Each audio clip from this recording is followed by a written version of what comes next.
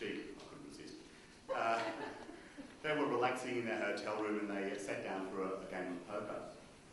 And they got a bit excited and made a bit of noise, and in comes the hotel detective and arrests them, because in the town where the convention was held, they had some very strict anti-gambling laws. And so they're all brought before the judge, and the judge says, look, I can't dismiss this, you've been arrested.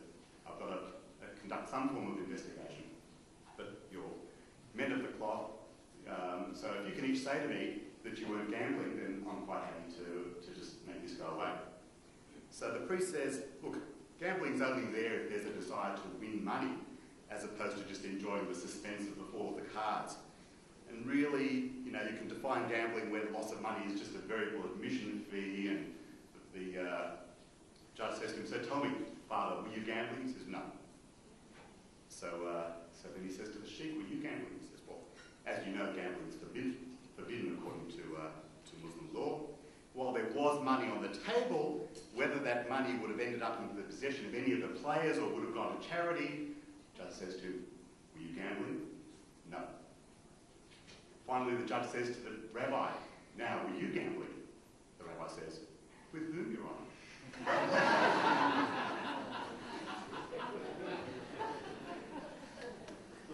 We're very pleased to bring together representatives from the three great religions, Rabbi Avrohom Jacks, Imam Nadeem, Hussain, and Father Christiansen, for an interfaith discussion on the topic, An Ideal World. You may notice a variation. Sheikh Ramy Najmeddine is unable to be with us today. Unfortunately, he had to go overseas due to a death in the family. We wish him well. JBD is especially pleased to be collaborating with the Anti-Defamation Commission,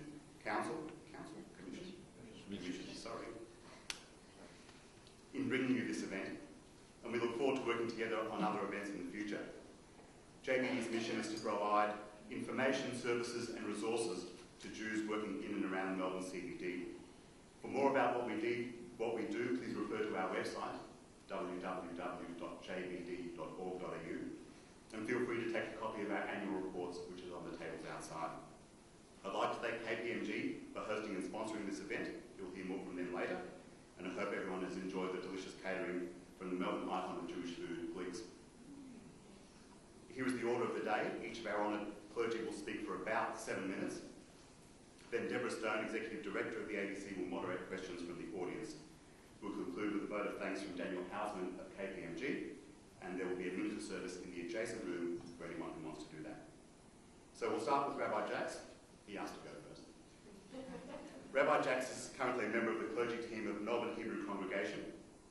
Prior to this position, he was rabbi and spiritual leader of Congregation Zichron Kedoshim, a modern Orthodox community in Montreal, Canada. He's held that position for 12 years. Been here for a year and a half. Yeah. He's a wonderful storyteller who sprinkles his lecture with humours, interesting fact, and highly relevant information. Ladies and gentlemen, Rabbi Jacks.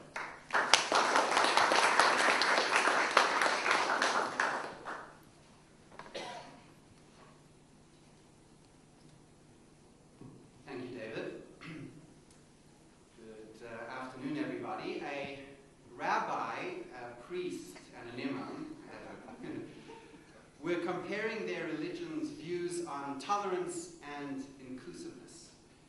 The topic turned towards the subject of conversion and each minister's ability to attract adherents to their respective faiths.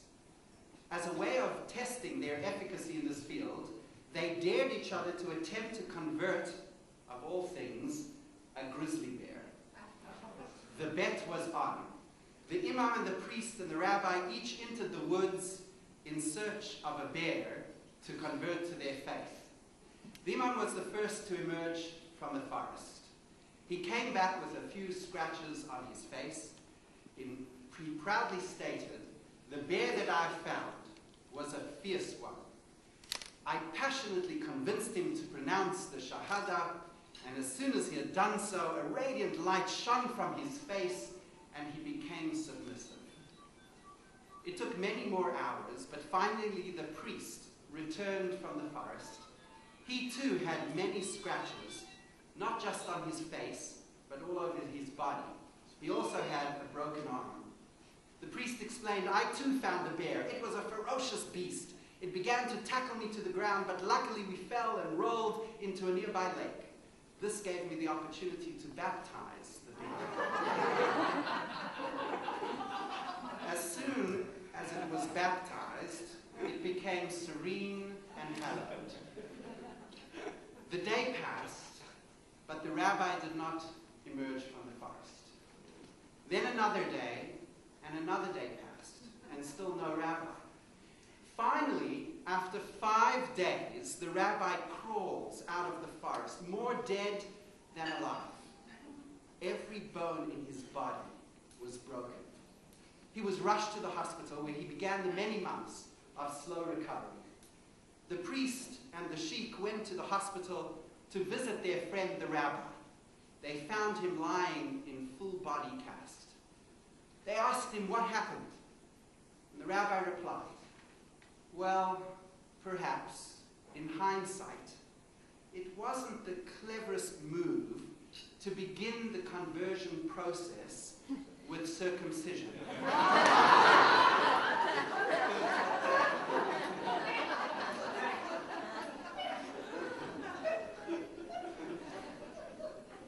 The ideal world that we have gathered to discuss today may seem like nothing more than a distant and unattainable dream. Judaism, however, insists that fixing the world is not a fool's errand. With the millions of daily choices that we all make, we have the power to take control of our lives, and in so doing, we advance the collective good. God deliberately created an imperfect world in order to give us the magnificent opportunity to become his partners in the fashioning of a better reality. Jews offered the world the most thrilling concept ever conceived, namely that no human life is scripted and that each of us possesses the freedom to choose our own destiny. This truth is embedded in the very beginnings of the Jewish faith. In a few weeks, Jews will celebrate the festival of Passover, which commemorates the fact that our national history began with our ancestors in slavery. When the children of Israel cast off the shackles of bondage and repression and marched towards freedom and self-determination, they became the living proof that it is always possible to lift yourself up and to set yourself free. It is always possible to better your lot, and in so doing, improve the world around you. But God's great plan for history predated Jewish slavery and liberation.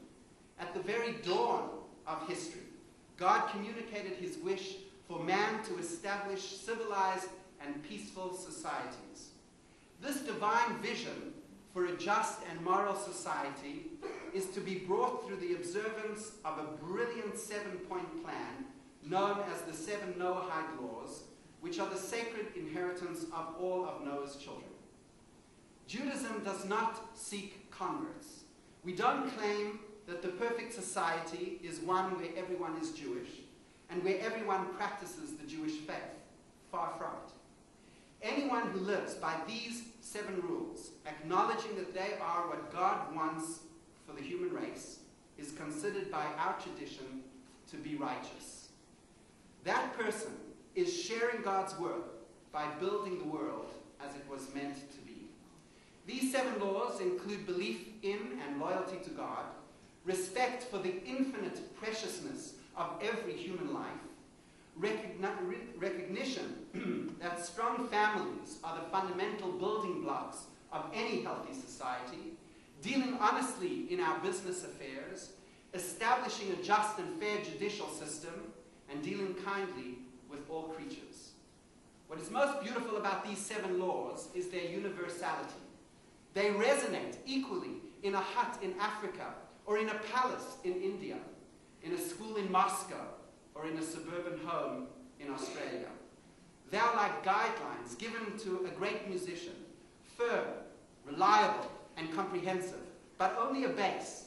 And upon this base, each individual may develop their personal morality. Ladies and gentlemen, a quick perusal of the headlines on any given day will confirm that we live in alarming times. We don't have the luxury of succumbing to the sleep of apathy. The times we find ourselves in compel us to wake up and act. Judaism's depiction of a perfect world is within our grasp if we realize that we have the power to make a positive difference. We can live exemplary lives, and in doing so, affect those around us.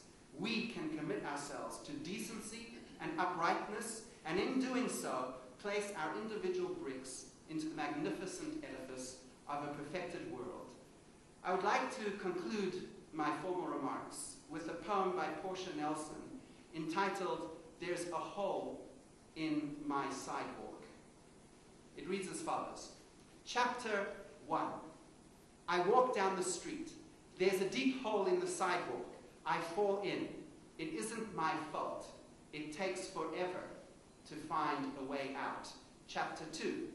I walk down the same street. There's a deep hole in the sidewalk. I see it there. I still fall in. It is a habit. My eyes are open. I know where I am. It is my fault. I get out immediately. Chapter 3. I walk down the same street. There's a deep hole in the sidewalk. I walk around it. Chapter 4. I fix the hole in the sidewalk so no one else will fall in. Each individual is capable of bringing about order where before there was chaos, peace where before there was violence, prosperity where before there was scarcity, and hope where before only despair prevailed. We, through our everyday actions, will be the ones to bring healing to men and women everywhere. We, through our everyday actions, will be the one who fix the holes in the sidewalk.